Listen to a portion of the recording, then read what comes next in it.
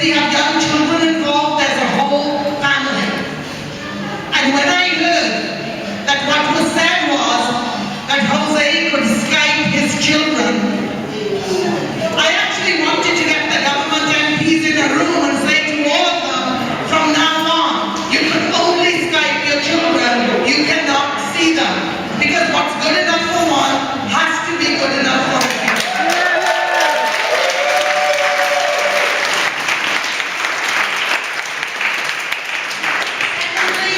I know that some of you may be thinking, oh, this is becoming political. This is not a political issue for me. This comes from my heart.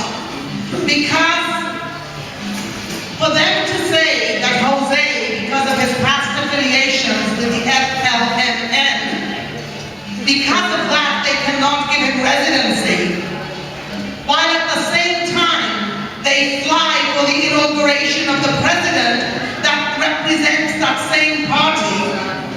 The United Nations has recognized that government. It seems the height of hypocrisy. And it really is. So for me, it's not as if we don't have immigration continuing.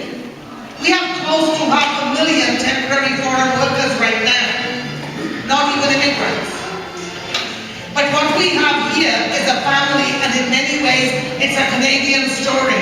A man who has values, Canadian values, who is working hard, and the only thing he's asking for from Canada is let me stay here so I can raise my family.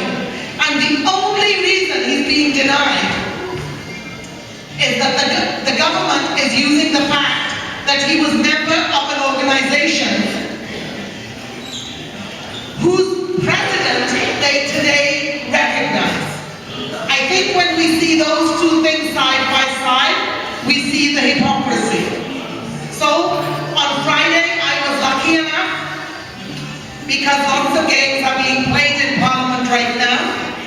There were many days we could not present petitions, but on Friday I was able to present a petition and ask a question of the minister. Neither of the ministers were in the House. So it was the secretary to the minister, parliamentary secretary. He answered the question by not answering it. And what you need to know is that we're going to keep pushing on this because it's the right thing to do. Hear, hear. So once